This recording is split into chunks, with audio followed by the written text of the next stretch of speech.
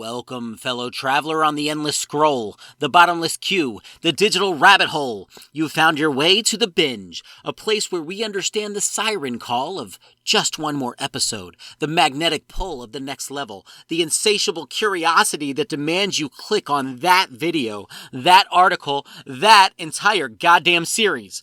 Here we dive headfirst into the glorious, often guilt-ridden world of consuming media until our eyeballs feel square and our responsibilities gather dust. We're talking about the shows that steal your weekends, the games that blur the line between reality and virtuality, the docu-series that sends you spiraling down Wikipedia wormholes at 3 a.m. This isn't a space for judgment. We're not here to shame your late-night snack choices or your questionable taste in reality TV. We're here to celebrate the obsession, to dissect the addiction, and to maybe, just maybe, find some kindred spirits in the delicious chaos of the binge. So grab your beverage of choice, settle in, and let's get started. You're among friends here, friends who probably have a few unfinished watch lists of their own. It's the Binge Podcast where everything's a blast. It's the Binge Podcast, come join us fast. All right, settle down, you beautiful bunch of podcast listening friends. Welcome back to The Binge, the only podcast brave enough to admit we've all lost entire weekends to the audacious audio. Now, you know what time it is. It's the segment where the carefully constructed facade of chill media consumption crumbles into a glorious, unadulterated eruption of frustration. That's right, folks. It's time for The Rant. And today, oh boy, today we're aiming our crosshairs, or should I say our perfectly calibrated laser sights, at a topic near and dear to many of our over-caffeinated hearts: gamers. Now, before you sharpen your digital swords and flood our non-existent inbox with angry emotes, hear me out. This isn't about hating the hobby. It's about dissecting the unique ecosystem that thrives within it. So buckle up, maybe mute your mic if you're in a particularly salty mood, and prepare for a verbal beatdown of some of the most baffling, hilarious, and occasionally infuriating aspects of the gaming world. Let the glorious pixelated rage commence. Cast anthem, daily grind. Thoughts unleashed, no place to hide. Passion storming every mind. Tune in, tune out, tonight we ride.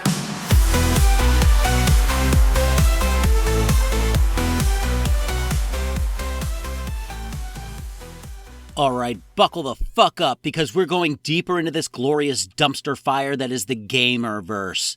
You think the terminology was bad before? Let's peel back another layer of this goddamn onion. We've got meta, cheese, ganking, noob, tryhard. It's like a goddamn alphabet soup of nonsense desired to make anyone outside the clique feel like a complete and utter moron. And don't even get me started on the Twitch chat lingo.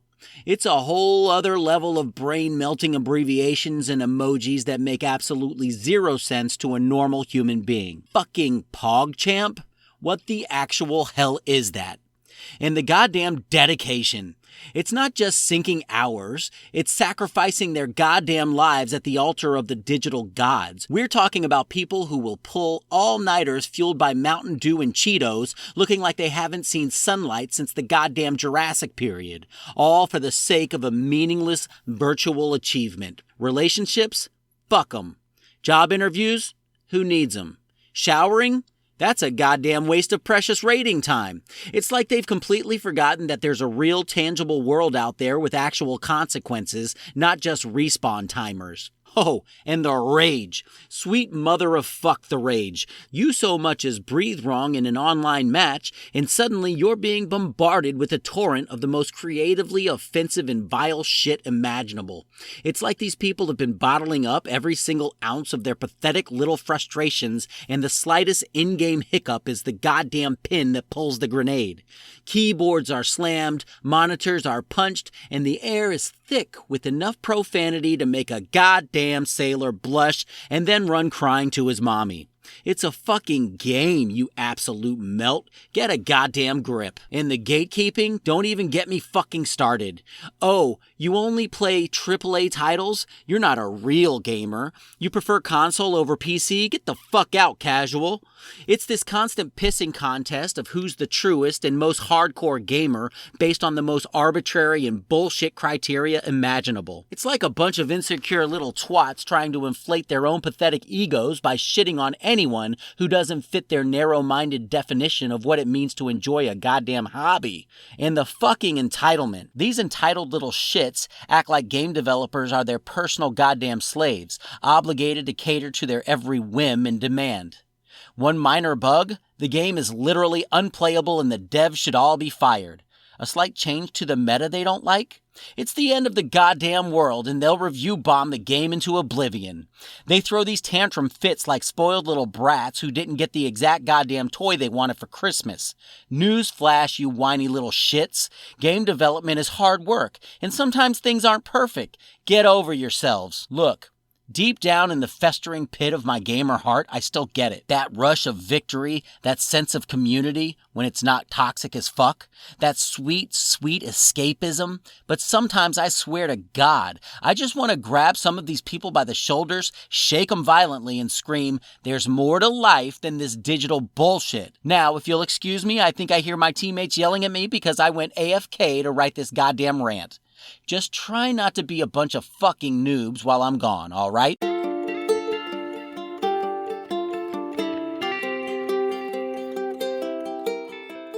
You know, sometimes I sit and ponder the vast expanse of human knowledge, the incredible feats of engineering, the profound works of art, and then I remember all the utterly useless crap I've somehow crammed into my own brain. And let's be honest, you probably have your own collection of bizarrely specific, completely impractical talents gathering dust in the attic of your mind.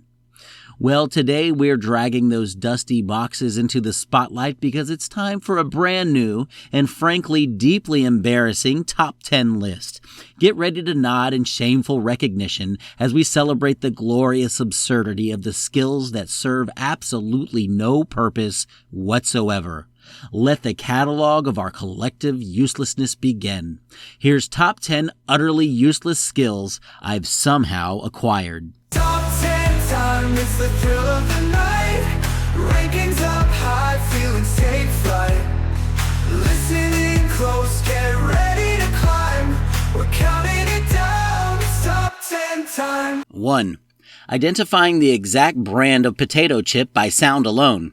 Years of dedicated crunch analysis have led me to this pinnacle of pointlessness. I can tell you if you're munching on a Lay's, a Ruffles, or some off-brand garbage from 3 rooms away. It's a goddamn superpower, I tell you. 2. Perfectly mimicking the dial-up internet connection sound. This nostalgic nightmare is etched into my brain. I can recreate that screeching, whirring symphony of technological struggle with unnerving accuracy. It's a real party starter, let me tell you. Not. So I'm not going to do it now. 3.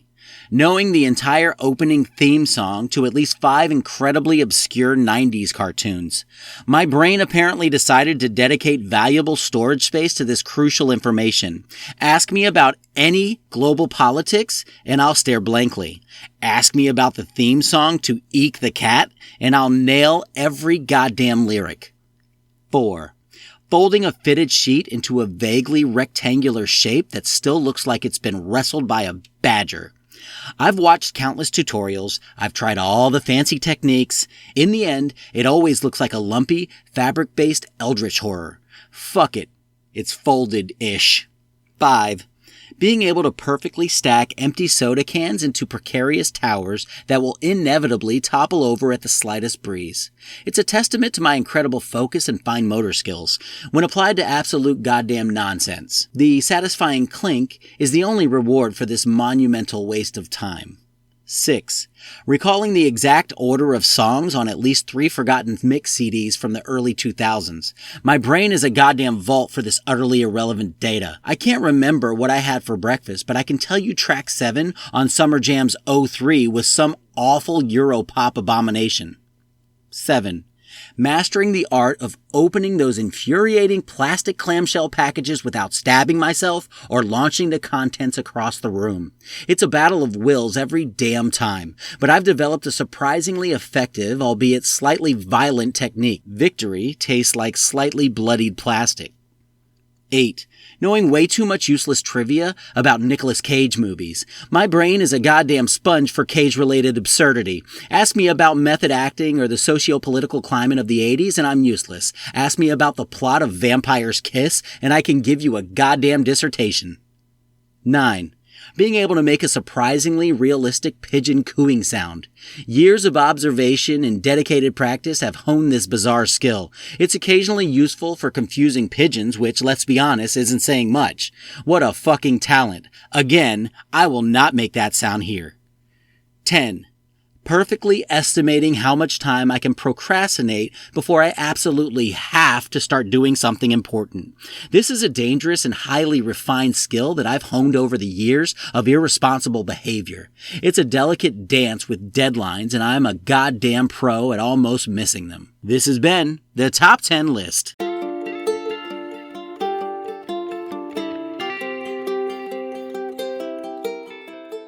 The unsettling symphony of synchronicity, when the universe winks back. We navigate a world meticulously constructed by cause and effect, a predictable tapestry woven with the threads of physics and logic. We expect rain to follow clouds, a dropped object to plummet, and a question to elicit an answer rooted in reason. Yet occasionally the fabric of the seemingly rigid reality frays, revealing glimpses of something far stranger, something that whispers of interconnectedness beyond our current comprehension. Synchronicity. This isn't mere coincidence, the statistically probable alignment of random events. Synchronicity, as Carl Jung eloquently defined it, is the causal connection principle, the meaningful coincidence of inner psychological states and outer events that cannot be explained by chance alone. And when you truly begin to notice it, the world transforms from a predictable machine into something infinitely more interesting as fuck. Imagine thinking of an old friend you haven't spoken to in years, a fleeting mental image conjured from the depths of memory. Then, moments later, your phone buzzes with a message. It's that very friend. Or perhaps you're wrestling with a particularly thorny problem, a solution stubbornly eluding your grasp. As you step outside for a frustrated breath of fresh air, you overhear a snippet of conversation, a seemingly random phrase that suddenly illuminates the answer you've been seeking. These aren't isolated incidents. For those who pay attention, they become unsettlingly frequent. Like the universe is subtly nudging you, whispering secrets in the language of meaningful coincidence. The power of synchronicity lies not just in its improbable nature, but in its deeply personal resonance. The connection isn't arbitrary, it feels tailored, almost designed specifically for you and your current state of mind. This is where the meaningful aspect of Jung's definition becomes crucial. It's not just that two things happened at the same time. It's that they happened in a way that feels significant, that carries an emotional or intellectual weight that transcends mere chance. This personal relevance is what elevates synchronicity from a curious anomaly to a potentially profound experience. Consider the artist struggling with a creative block who stumbles upon a discarded photograph that perfectly embodies the emotion they've been trying to capture. Or the scientist on the verge of a breakthrough who dreams of a specific symbol that unlocks the final piece of their research. These moments feel less like random occurrences and more like the universe actively participating in the unfolding of events, offering subtle guidance or validation. It's as if the inner landscape of our thoughts and emotions somehow influences the outer world, or vice versa, creating a feedback loop of meaningful connections. Skeptics will, of course, point to confirmation bias, the human tendency to notice and remember events that confirm our pre-existing beliefs while ignoring those that don't.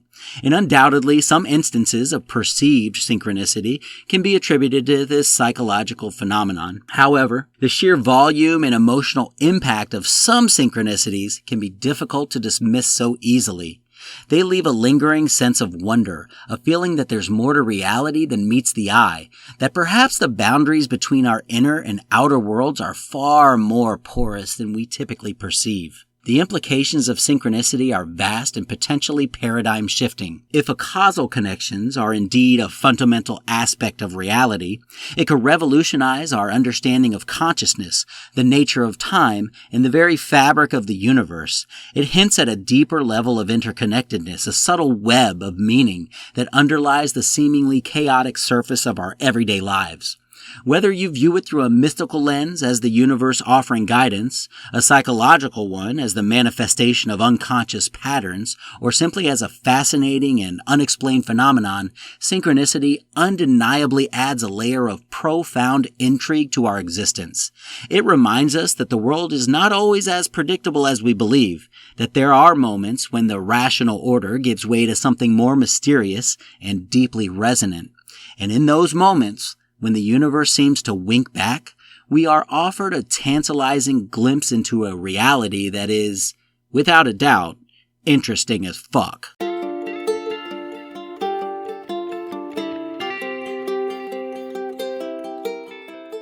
If you enjoyed this podcast, please like and subscribe to enjoy more episodes every week.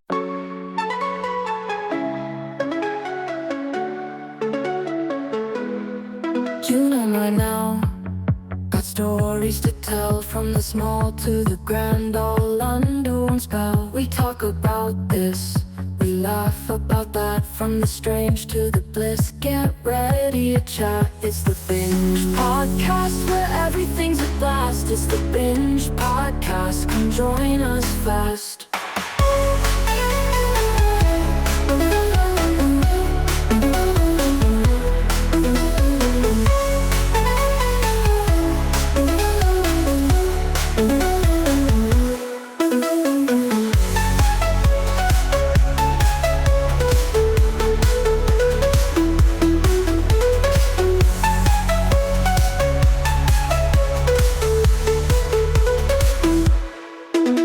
Right now, got stories to tell, from the small to the grand, all under one spell. We talk about this, we laugh about that, from the strange to the bliss. Get ready to chat. It's the Binge Podcast, where everything's a blast. It's the Binge Podcast, come join us fast.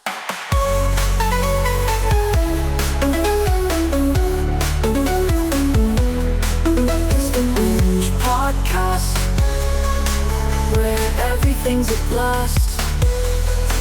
It's the Binge Podcast, come join us fast.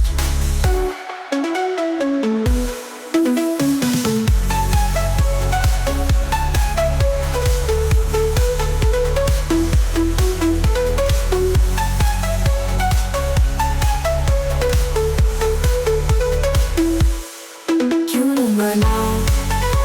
Stories to tell, from the small to the grand, all under one spell. We talk about this, we laugh about that, from the strange to the bliss. Get ready to chat. It's the Binge Podcast, where everything's a blast. It's the Binge Podcast, come join us fast.